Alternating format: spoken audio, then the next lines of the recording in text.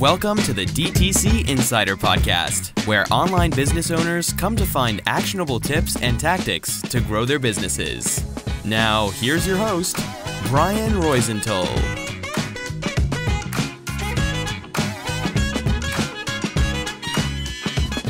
Hey, welcome to another episode of the DTC Insider Podcast. I'm Brian Roisenthal, your host, and today I'm going to interview Scott Brown and Tim Swindle, founders of Paddle Smash, a new outdoor game that combines the best elements of pickleball and spike ball. Hey guys, thanks for being here on the show. Thanks for having us, Brian. Thank you. Yeah, my pleasure. Before we get started, I wanted to quickly give a shout out to Mariah Persons at Malomo for making the intro. So Mariah, thank you a lot. So please, why don't you tell me and the audience what Paddle Smash is about? Paddle Smash is a new outdoor backyard game that combines the best elements of two very popular games. One would be pickleball, which in the US, it's the fastest growing sport. And for those not familiar at all, look it up. But it's basically kind of imagine a shrunken down version of tennis, but with jumbo-sized ping pong paddles. So that's pickleball. And then you combine that with round net. A lot of people know that as spike ball, but round net is playing around a centralized base, working with teammates to bump set and smash a ball back into the center. Our game combines some of the best elements of both. So you're playing with pickleball paddles and a pickleball, working with your teammate around a base unit, trying to bump, set, and smash the ball back in. And how did you come up with the idea, if I can ask? Sure. So Scott and I have a history in the toy and game industry. We've been in it for collectively, 20 years at this point. And previously had owned different companies within the toy and game space. I had a physical board game that I launched, and Scott owned a series of retail shops that he was the first retailer to carry my game. And so that's how we met. And then from there, we both went off and sold our companies respectively. But we really enjoyed working with each other and kind of wanted to do, work on a project together. And Scott is a massive pickleball player. And so we were just toying around with, what we could do within that space. We didn't want to be just another pickleball paddle company or equipment company or apparel company. And so what was something that was tangential to pickleball that we could launch? And we had basically sketched up something very similar to what is Paddle Smash, and ended up fortuitously meeting a inventor not too far from where Scott's located in Utah, who had designed and created a prototype of what is now Paddle Smash. So the ether was just kind of telling us this was a project that we needed to pursue, is something that we had kind of come up together just on paper together. And then we met somebody who had also, created this prototype. And so we went out and played the prototype, kind of instantly fell in love with it, and knew this was something that we wanted to take to market. Awesome. Whenever someone launches a new product, I'm always curious about the idea validation story. So how did you know, besides what you just said, that this was something that was going to be a success, something that, you should go all in, right? How did you get the first few customers? How do you collect the feedback, etc.? Yeah, I think there's ways to have a good sense, and then there's ways to definitely not find out if you have a good idea. And I'll talk about a little bit of both of those. So for us, part of it was that the universe seemed to be telling us, pickleball, massive trend. Spike ball, one of the biggest success stories in backyard games over the last 10 years. It's a good idea to create products that can ride the coattails of trends, especially when you can come up with a product that is not a direct competitor to some of the products that already exist in that trend. And so that's what we saw as an opportunity, is a way to kind of ride the coattails without being a knockoff of something that's already out there. So one of the things we did was, when Tim flew out to test out the game, we wanted to immediately put it in front of people and get a sense as to whether or not it resonated. One of the things I would recommend not doing when you're trying to find out if you're friends and family. one of the things I've seen is that friends and family have a really hard time giving you the honest truth. And so when you show it to them, they'll almost always say, well, I like it. Yeah, it's good. They don't want to hurt your feelings. And so always when I'm presenting an idea, even if it's my own idea, I present it as if it's not my own. So we went to these local courts, and it really wasn't my idea, although we had been thinking about it. But for the purposes of this, imagine it was my idea. I would go to these pickleball courts, and we set up the game outside of the courts, and people would come up to us and they would ask about it. I mean, it was like people were stopping mid-game to watch what we were doing. It was like bees to honey, like they just couldn't resist stopping and looking. And then they'd come over and ask us. And I've been around enough product now to kind of have a sense when a product can do that, there might be something there. So they'd come over and I'd say, hey, a friend of ours came up with this idea. We're trying to decide whether we like it or not. Help us decide. And so it immediately put people's guard down and their willingness to give us honest critique up. And so we then would play it together, and like they were giving us genuine feedback. And I'd say on the whole, it was very, very positive. We have one like fun story from that, which was that a guy that played with us left. And we're like, well, where did Alan go? And he shows up like 10 minutes later with his teenage son. And he's like, I had to show Dylan this product. I loved it so much. Dylan had to see it. And he's been one of our biggest and best customers since then. Honestly, I think he's responsible for selling a couple of dozen units to friends and family because it clicked with him. And we saw that over and over. And I think it's just getting it out into the world and letting people react to it in as honest of a way as possible is for us the best way we've found to get good feedback and decide whether an idea is worth pursuing. That's awesome. And correct me if I'm wrong, but I believe Paddle Smash has been around for 1 year now. Is that correct? Yes. Yeah, Okay. that's correct. A year. Yeah. First off, congrats. It seems like a lot happened in this year. So I would like to mention a few and get your input on each of them, okay? So first off, retail.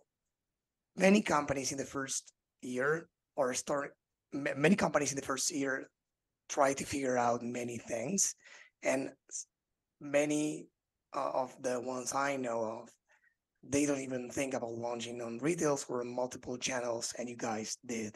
So I wanted to know why you decided to go into retail and how you pulled it off.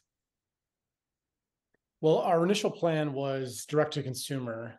So we built a Shopify website, built out an Amazon store, and the goal was basically just be direct to consumer for the first year or so, build up a track record, sales history, reviews, et cetera, have a story to tell to then take to retailers. We just, we are familiar with the retail landscape, not specifically sporting goods stores, which is who we are working with now, but other big retailers like Target, for instance. And their buying cycle is so far ahead of when things actually show up on shelves. It could be like a year or two of when they make a decision before it's actually going to be in stores. So we were just like, shoot, it's going to just be a long time before we ever are in a big retailer. If that's the case, why don't we just take a shot and we'll throw out some cold emails to some of the biggest sporting goods stores here in the United States and see what happens. We didn't have any connections or anything like that. We just cold emailed them, cold LinkedIn messaged them. So we reached out to Dick's Sporting Goods, Scheels, which is a big one in the US, and then Academy Sports. Well, much to our surprise, all three of them got back to us. And all three of them have said yes to kind of bury the lead here. So Dick's was an interesting one in particular. So Dick's is the biggest out of all of those. They have roughly 750 stores. We reached out in September of 22. So we were just about to launch, but we had not launched yet. We had no sales.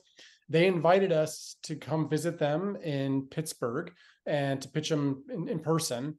So we went out there and they were like an immediate yes. And they said, you know what? We were thinking it would be for the following spring. So again, this is September 22. We thought we'd be going into stores like, call it April of 2023. They're like, we want these in stores for this Christmas. So we were like, oh, shoot. So we had to quickly scramble, order more additional units, and we ended up being on shelves at Dick's in early December of 2022. So that was a highly unusual situation, but one we were gladly ready to jump on. Nice. I can only imagine your faces when they told you that. Like, can you have products ready for like, I don't know, a month from now? Yes, yes, of course. Right.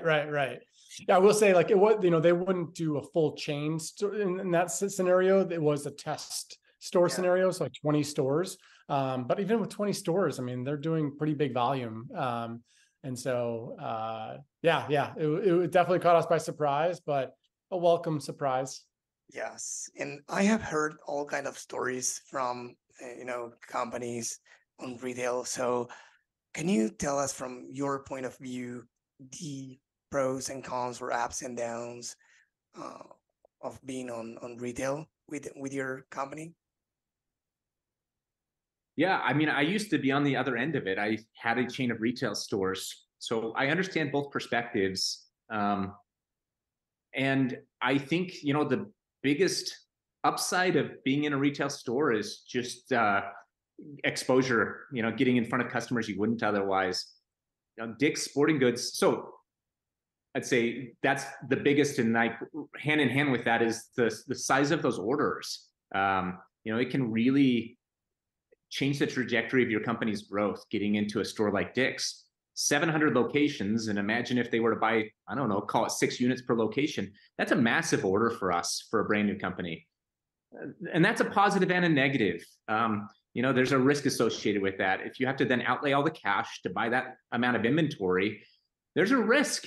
And for a product like ours, which while it's riding the coattails of 2 popular trends, it is a new item that people do not know and have never played. There's a risk getting out into the world that people just won't want to buy it. And ours is expensive too. So you add that factor in, and will people walk by this on a retail shelf and be willing to part with their hard-earned money without having any awareness of it? So it's why our initial strategy was just direct to consumer. We wanted to build up a foundation of understanding and awareness of our product first. I honestly think if Dick's would have come to us and said, we want to go full chain, I think we would have said no. I think we would have strongly advised them against it, because I don't think that's the right way to launch a brand new product. And just the likelihood of that thing falling flat on its face is really high. And when that happens, it's not just Dick's that gets stuck with the cost. You're signing contracts where you're participating in the markdowns, and that can sink a company. And I've seen a lot of companies do that. They get swayed by the prospect of being in a Walmart. They agree to it. And what they don't understand is that they are also on the hook for any downside. And it will take companies down. And so we weren't that eager to have it immediately out into the world. There is a desire to get it out there because you want to build a moat around your business. And there's going to be all these people that come in wanting to do the same thing. But I don't think that's a reason to decide, to go full chain at a big retailer like that. So we were really actually excited that they decided to go into select stores. It allowed us to test and learn. And now they are all expanding store count.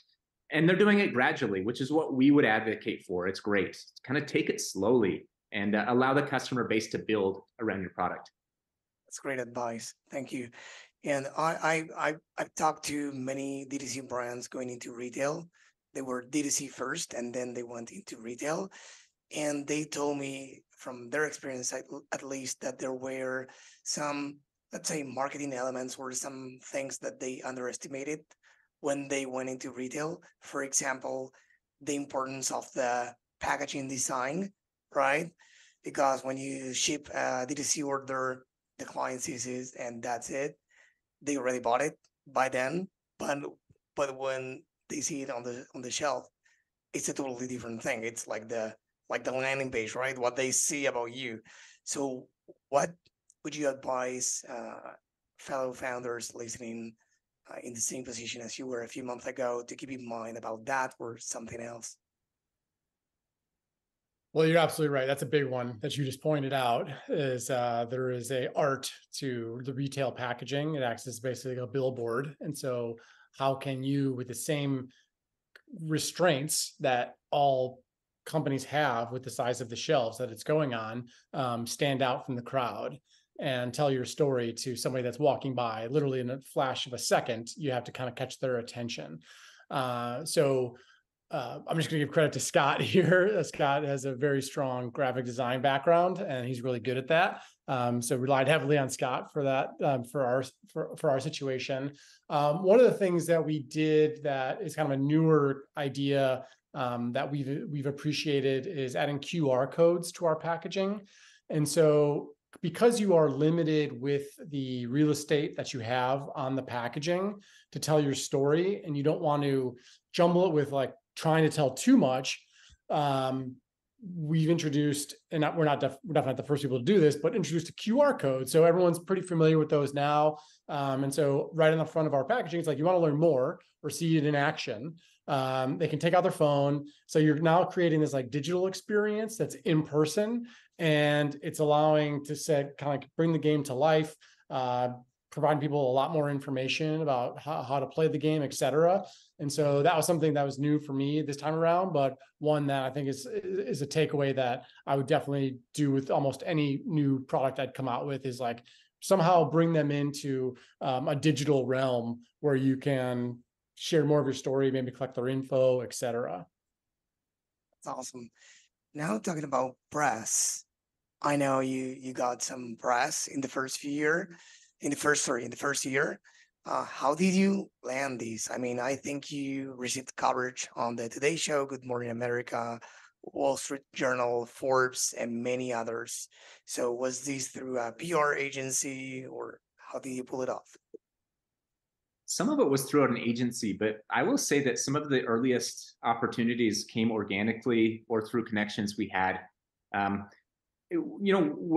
We benefit because we've both been in the toy industry for a large chunk of our career, that we do have existing relationships that we can call on. So I'll just tell one, which is kind of a fun little chain of events, which we reached out to someone that we knew. I honestly had, I knew her because I had been at a party with her at a New York Toy Fair event, and got to know her enough to know what she did. What she does is she gets products onto the Today Show and Good Morning America. She's the one when Today Show has a segment about best holiday gifts, she'll often be on there demonstrating a few products. So we reached out to her. Her name's Meredith Sinclair. Give her a shout out and said, "Hey, Meredith, we've got this cool new item. Like, what do you think?" She was actually really quick to respond and kind of came back. I'll be honest, the first time, I don't think she responded. And then it was actually a couple months later when we sent her a follow-up and just like, "Hey," and then she did respond. And that time she was like, "I actually have a good opportunity right now for it." Good lesson learned, which is that don't take a no or a kind of zero response as a complete no. Just sometimes its timing's not right. And the timing was right for her to be on a segment on the Today Show for spring broke products. So people not going out for spring break, staying home, what are good options? And she's like, "Your product's perfect for that." So she took it on the Today Show. And, obviously Today Show is massive in the US. Huge opportunity to have your product. And for us, 6 months old, have our product on the Today Show. We saw a nice spike in sales. The thing is that also the person that happened to be watching the Today Show segment was a producer for Shark Tank. And so, I don't know if we're ready to jump right into that, but that led ultimately to us being asked to be on Shark Tank. So we'll get to the Shark Tank thing, but just kind of to go back to your original question, we did both. We use a PR agency right now. They do get us in a bunch of publications, but some of it was just us doing cold outreach. It was like us emailing a reporter with Forbes who we know had written about sporting goods products in the past. It's sometimes just like that kind of grunt work of cold emails to people, and it's a volume game where you spread it out enough and you increase your surface area of luck. And so I think you just like, we had a bunch that we sent out and got zero reply, and a few that we got replies to, And those few replies honestly led to additional opportunities, and it has a bit of a snowball effect. Yes. I always tell people I know that if you ask, you'll get an answer or not today. But if you keep trying, you will. I recently interviewed a founder in the AI space. They are pretty successful now, a UK based startup, and they got rejected by investors like 50 times. And they took notes. At first, of course, they were like taking a defensive position, but then they were like, hey, we're going to be this way forever. They started taking notes. They started taking a different position. And after some attempts, they landed a big round of investment. So what you said, the bottom line is that you shouldn't take no for an answer. Maybe it wasn't the right timing. Maybe it wasn't the way you asked for it. Maybe it wasn't the right person. So there are many factors when getting no for an answer or not getting an answer at all. And what you were saying about doing the outreach yourself, some people overcomplicate things and say, hey, I need like I don't know, a team of many people to do professional outreach or agencies or whatever. And sometimes it's just spending some hours to yourself as a founder and start reaching out to a few people and then see what happens before scaling up, right? Exactly. Awesome. And then this is not press, but it's kind of because it's digital, you know? I know that you went viral on TikTok with over 14 million views currently. So please tell me, what did you do? What's the formula? Sure. So Scott and I are, I would not say we're of the TikTok demographic. You know, we're a little older, but we know that it's an incredibly powerful platform and one that we wanted to have a presence on. And so, you know, we have social channels. We have a social presence on Facebook, Instagram, and TikTok. And quite frankly, our plan for TikTok is just like, let's just post videos on there. We don't really have much strategy. We have a part-time intern who's in college who is familiar with TikTok that posts videos kind of on our behalf. And it was like, let's just show that fortunately with our product, it's a game and it's a game that looks really cool visually. So it's fun to watch it being played.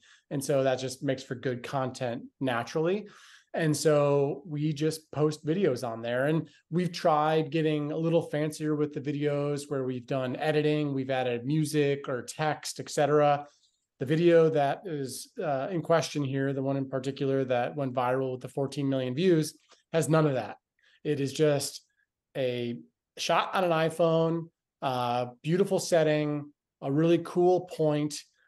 Scott shot it, so he's the magician with the camera, and it just, so there wasn't any like tricks we did to make it go viral. It was just very like authentic, genuine, and I think those are the things that I would probably promote the best, is that like just be authentic, be genuine.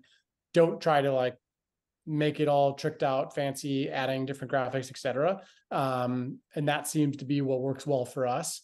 And so it was just a really cool point in a beautiful setting. And I wish I knew why it went viral, because we would be doing it every week. It was amazing. It led to like a couple of our biggest sales days.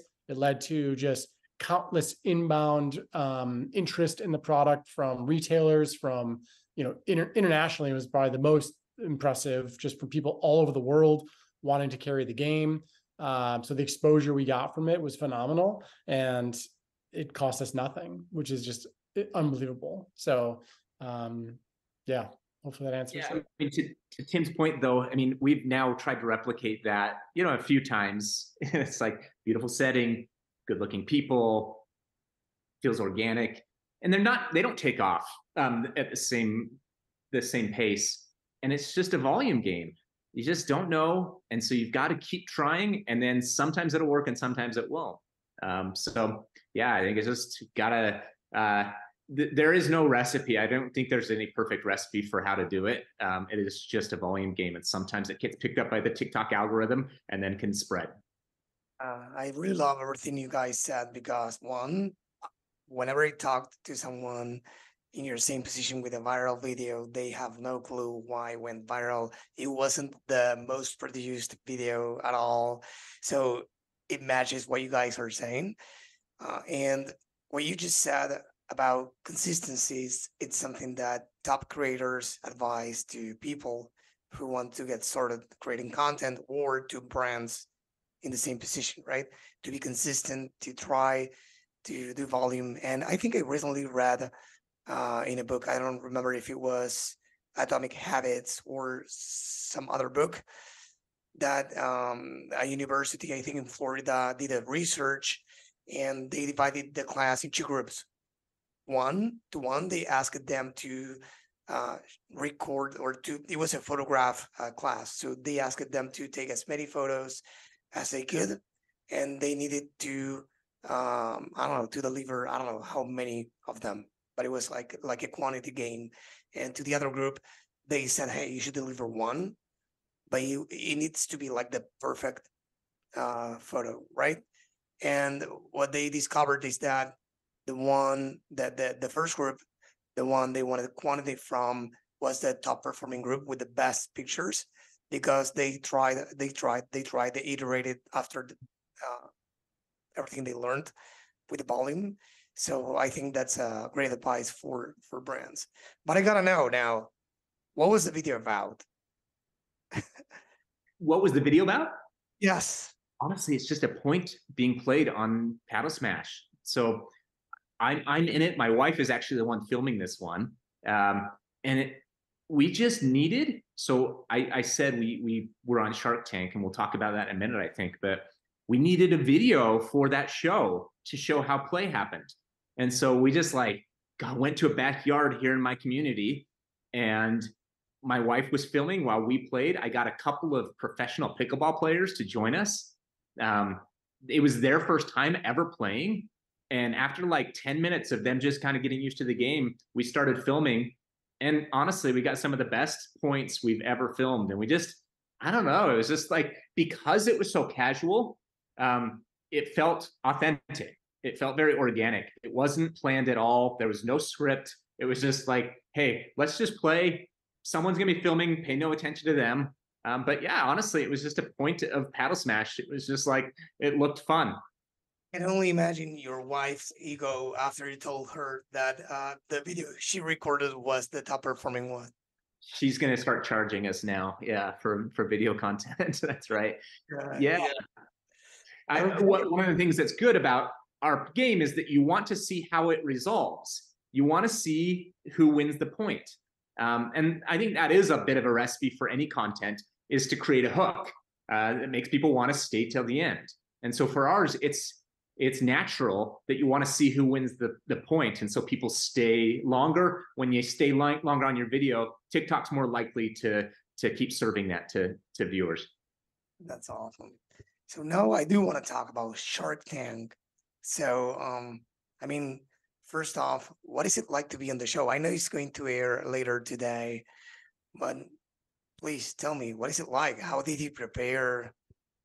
Were you nervous? I mean, it's a obvious question, I guess, right? So yeah, for the listeners, it'll air Friday, October 20th, depending on when you're listening to this podcast. So by the time you listen to this, you might be able to go check it out online.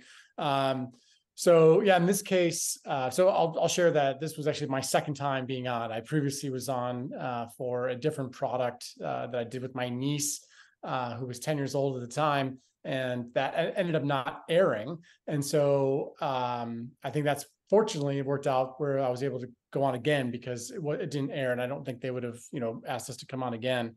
So in this instance, they had actually reached out to us to apply, which was a little bit unusual. But that gave us the confidence that, there was a good chance we were going to be able to go and shoot the episode. So we had to go through the application process. And then, they bring it out to LA to shoot it. And again, I'm not sure exactly how much I can say or not, but yeah, we spent a couple of months basically preparing for it. You kind of have to come up with your skit, your pitch or whatever, and make it entertaining, of course, for television. And so it was, I'd say, a very just cool experience. and one that, we'll kind of cherish and remember forever. And you'll have to wait and watch the episode to find out what happens. But I think I was a little more nervous than Scott, to answer one of your questions. I don't know why. I just you would think, because I'd already done it one time before, I would maybe be less, but Scott was calm, cool, and collected. And I was pretty nervous. But we had a blast with it. And I think we hopefully made for a good episode that people will enjoy watching. I can imagine, and correct me if I'm wrong, that you learned or some lessons. I don't know if a lot, but some lessons from even practicing and preparing for recording such a thing, and from recording the episode as well. So, did you learn something valuable from it besides having a great time? Of course, what did you learn, if anything, of course, from the experience? You definitely learn how to pitch your product very concisely. Kind of what you have to do. They have you film a video to talk about kind of you and your product. And I think our first swing at that was 20 minutes long. And they want you to bring it down to 10 minutes for that kind of pitch video. So then you start having to pay really close attention to what is the most important part of your story and what will resonate the most with people, and trim away the fat. And you start to in that exercise of trimming away the fat, you start to realize what's superfluous, what's a little unnecessary in the story, and what resonates the most. And ultimately on the show, you have 1 minute to pitch them. And so you've got to boil it down even further to the kind of 1 minute, what are the most essential facts about your game? And that's actually a fun exercise. It's probably a good exercise for anyone to do with their product, is think, if I had 20 minutes, what would I say? If I had 10, what would I say? And if I had 1, what would I say about my product? And when you can do that, I think it influences how you market. You think about your 20-second ads versus your 1-minute ads versus your long form ads, and what are the things you want to say. And if you can boil it down to kind of a 20-second ad, that's when you kind of know these are the key points that I should get across in a 20-second ad. So for us, I think it was a valuable exercise. Yeah, I mean, I can only imagine it's a great exercise for any business, as you said, because it helps you summarize everything from 20 to 1 minute, right? So it's crazy. And I can only imagine the experience there while recording is crazy as well. I mean, it's something that we don't always experience, right? So I'm happy for you guys. And of course, I'm sure you cannot say if you made the deal or not, right? Gotta watch this episode. Yeah, sorry. We have pretty tight non-disclosure agreements. Awesome. No, of course, everyone go watch it tonight. So great. So now I do want to talk about the acquisition channels and strategies on the D2C side. We talked about it on retail, or we talk about, going into retail. We talked about press, going viral. What about the D2C side? Because I think you still like the D2C side, right? Or not? We do, yes. So the acquisition channels for us on the D2C side are, well, I'll start with Amazon. So because Amazon's kind of become our largest channel from the DTC side. And actually, I have a question. Do you count Amazon as DTC? I do, at least. You do? Okay. So do we, but we've talked to people before that don't. And so I just was curious about your definition. It's direct to consumer. Why? Yeah, I agree. I mean, I guess in this case, you don't really get to know your consumer like you do if you're controlling the channel, specifically through your website. And so that could be the difference maker there, where, you're not getting their data. But anyway, we count it as direct to consumer. So, we find that roughly 50% of our sales comes through Amazon. High intent purchasers, obviously with Amazon, that's where the buyers are. And so we've put a lot of effort into creating a really good storefront on Amazon. We also run ads on there. And so that one is, a big focus for us. Our website, we're on Shopify. We run ads to Shopify, specifically just meta ads, so Facebook and Instagram ads. We don't run ads on any other platform, Google or TikTok. So what we've found is there's like a halo effect with the ads we run to our website that are ultimately purchasing on Amazon. And so while our ad spend is much higher on Meta than it is on Amazon, we do more sales on Amazon. And so initially that would be like, well, why don't we just spend more money on Amazon? And I think what we've figured out, we work with an agency to help us, is that a lot of the traffic we're driving to our website, it becomes purchasers on Amazon. And so we're able to kind of justify that, that cost, that expense, more so with Meta. And so that's largely how we're doing. We obviously have like PR stuff, some of the different shows we've been on, the articles we've been on. We have a social media presence, so things like when TikTok happens, that creates a ton of activity on our direct-to-consumer channels. That's basically it. We've got some stuff we're going to be working on in the future. I can talk to that a little bit. We're working closely with like PE teachers, so physical education teachers. That's where we're finding the opportunity for some like a big channel. We actually look at it as like a marketing channel, because they provide a lot of services for us, basically. So the schools, they purchase the game, and then they in turn become our teachers of the product to kids who, if they enjoy playing it at school, will go and purchase it for homes. So we think schools are going to be one of our biggest marketing channels moving forward, and it's something that we're putting a lot of effort into right now.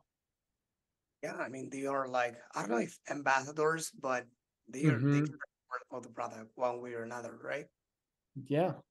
Yep. They're I mean, we have some cool stories too. So we get a lot of inbound from PE teachers, and we had one that reached out and she's like, hey, I'd love to introduce my classroom to this. Do you guys have a curriculum? And we don't. And so, we apologize. And she's like, well, I'll write one for you. And we're like, what? So this lady, Laura, she went and wrote like a 12-page curriculum that we can now share with PE teachers when they reach out to ask about like, what are the skills that kids are learning? How do you teach this game? How do you do like in a progressive fashion, like at the time periods that they have? Just kind of like lays it all out for any PE teacher that's going to want to introduce our game to their classroom. She did this all. I mean, we're trying to pay her and she won't accept money. And so it's just one of these wild stories that we've had in our short history so far that we'll look back on hopefully and get a good chuckle out of, because it's been pretty fun. Great to get those reactions from your own customers, right? Mm-hmm. Yeah. Let your customers become your fans and your biggest marketers, right? Yes, that's awesome. And about what you said between the thing between Amazon and Meta, you get people to visiting your website through your ads, and then they go to Amazon to complete the purchase. I think we do have, by the way, the newsletter of the D2C Insider. It's a weekly edition, and recently, I think a few months ago, Amazon announced a partnership with the Shopify, I think it is, in which they let you include a button to buy with Amazon or with Prime, and then you can keep the data, right? Mm-hmm. That's good because people can buy on Amazon, but also you can keep the data about your customers for those who prefer to buy on that platform. So that's great. Yeah, it's a great tip. It's honestly something that's on our list of things to you said that, I was like, we got to turn that on. Yeah, I know. This reminds me. I'm like, oh yeah, we got to do that. So good reminder. Thank you. Yeah, no, my pleasure. And have you had any unexpected type of customers? I don't know if you use any post-purchase survey platforms such as KnoCommerce or any other to collect data about why your customers buy, where did they hear from your about your company in the first place, etc. That, I don't know, surprised you for good or not? Yeah, I'd say so. Some of what we expected has come to fruition, and we have had some surprises. The ones that we expected, we kind of went into this thinking that pickleball players would be our biggest audience, and it would probably be parents with teenage kids would be kind of the age group. And I would say that is still the vast majority of our customers. We thought that, so it's a combination of two games. So maybe hypothetically, half our customers are pickleball players and half of them are spikeball players. But truly, our game's expensive. Spikeball players tend to be, college-age kids with less discretionary income. They've already got their sport that they're already into. But pickleball players, we'll call them pickleball curious. They are very open to all kinds of things that are pickleball related. Anything that can give them access to pickleball-like play, anything that can help them develop their game, I think they're interested in. And because it's such an emerging sport, there's a thirst for anything pickleball related. And so we kind of went into it with the suspicion that the vast majority of our customers would be pickleball players. Also, pickleball players tend to be, more of the country club sport type. That's not always the case, but I'd say it's an older crowd with generally more discretionary income. And so we kind of thought, well, that's our audience then. And we've targeted them, we've advertised to them. So some of it's self-fulfilling, but I do think that's our core audience. But then we have been surprised. I'd say the biggest surprise was we got an inbound from a gentleman who distributes into the Amish community. Are you familiar with that religious group, Yes. Brian? Okay, so the Amish, there's a spectrum for kind of the level of orthodoxy, but most do not use technology. This gentleman does. He reached out to us via email and said, I sell into a bunch of shops throughout the Midwest of the United States that are serving the Amish community. And I'd love to kind of represent your game and sell it in. And that guy has sold hundreds and hundreds of units into this community. Nice. And it's interesting. They have played a role in the startup stories of both Spikeball and CrossNet as well. And I think the biggest reason is that because they don't use technology, they're thirsty for entertainment. And so that year-round are always looking for things to do with their time. And because I do use technology and my kids do, we always have, our entertainment tends to be a screen. But when you remove that as an option, then you are very eager to find things that are really fun that are off screen. And so that community can actually really help boost the sales of a business. We've done great with them, and it's been really fun to see it grow with that community, something that we didn't anticipate. That makes sense. I mean, it's a great surprise, and yeah, it's something that I think every brand, if they dig deeper into their customers, into some questions that most companies don't even ask to their customers, why they buy the products, if it's for them or for somebody else, you can actually improve the communication. You can reach out to different people. You can improve the messaging. You can do all kind of things if you know who you are talking to, right? So that's awesome. And I'll add that the Amish community is a very tight-knit community where word spreads quickly. And I'd say that that's also a smart thing to think about, is to find an audience that has a community that is tight-knit, where word can spread fast. I live in Utah, also a very religious community, and it's a place where a lot of businesses come to start because it does tend to kind of work through word of mouth. That viral spread can be sped up. So to kind of be thoughtful about where you launch your product and try and pinpoint communities where that viral spread can be accelerated. Guys, I wanted to thank you for your time and all the great advice you gave me and the audience. I really had a great time. But before we go, I wanted to ask you a question. I always put together a list of books mentioned on the show every year. So I always love reading, but I don't know what to read next. So I started this because I wanted to get more book recommendations from the guests. So, and then I found that the audience was interested in the same, right? So do you have by any chance any book to recommend to the audience that you loved? Yes. So I don't like reading like business books that tell you how to do business. I like reading more like autobiographies about entrepreneurs that kind of just tell their journey, and through the telling the journey, like you're just picking up lessons and the war stories and things like that. And so, and it just makes, I think, for a more entertaining read. And so one that really stands out to me was Shoe Dog, the story of Nike by Phil Knight. Just one of those, I couldn't put it down. Fascinating story. Obviously still like this enduring brand that is doing incredibly well even today. But just like how they got off the ground and telling it through his eyes of those early days of building Nike. It's just a fascinating story and a really good book. I love those stories too. So yeah, thank you for Mhm. recommending that one. What about you, Scott? Do you have any?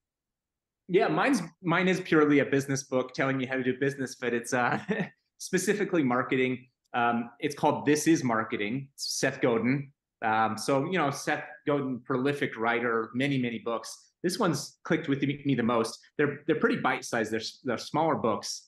I've reread this one 3 times since starting Paddle Smash, just because it is such a good reminder of a few things. But the one that I think about all the time is, I'd say the vast majority of the reviews that we get of our product are very positive. But every once in a while, and I'd say like on social media daily, there's just these trolls that come in and just want to say really mean things about what you're doing. And he just really reiterates in that book that your product is not going to be for everyone. And in fact, it shouldn't be for everyone. Because if you're trying to be for everyone, you're going to be for no one. And I think about that every time I read a hater comment or a hater review. Okay, the hater reviews we take seriously. We value that feedback. We want to address it. The hater comments on social media where this is a stupid game, what a waste of time. I would read those, and it could sometimes like ruin my day. And I just have a little bit of a mantra around it where it's my product's not for everyone. My product's not for everyone. And it really helps me. That book is a great reminder of that. You're thinking, and he has been so successful, and he just kind of talks through all these brands and how they address a specific audience. They're not for everyone. And that has led to their success. And it's just a good reminder to me that my product isn't for everyone and shouldn't be for everyone. I guess having, let's say, or being exposed to haters, it's actually a good indicator that you're in the radar of a lot of people, right? I think that brands that don't have haters or don't get those comments, probably they don't have a big enough audience, right? I don't know if it's a rule of thumb, but I would say in most cases, every brand we know has negative reviews, negative comments. We run ads. I have an agency and we run ads, and we get negative comments in many of the ads we run for our clients. That's a normal thing, you know. There are more controversial topics than others. In your case, it's just people who are boring and they are who are bored and they just want to comment bad things about. But again, you get a sense on whether that's your customer or not. If they are not for them, then they are not for you. Why bother, right? Yeah, I think I tend to either don't reply or reply with, sounds like we're not a fit for you. Have a great day. You know, it's just, we're not a fit. Yeah. Okay. Awesome. So again, I had a really good time with you guys. I think you delivered a lot of value, a lot of lessons learned in your journey, not only in your journey with Paddle Smash, but in your, I don't know how many you said, 20 something years. So that's awesome. So before we go, please, where can people go to learn more about each of you guys and the company? Well, on Friday, October 20th, they can go to ABC and watch Shark Tank. But otherwise, you know, for sure, our website's probably the best place, paddlesmash.com. you can learn, more about the product and us, and that would be the best place to point people. Awesome. That's great. For everyone listening or watching, if you go to the dtcinsider.com and find the episode, you will get all the show notes, including the books they mentioned and their website, unless you are already there, of course. Tim, Scott, it was a true pleasure to have you on. Thank you for being here in the show. Thanks, Brian. Thanks, Brian.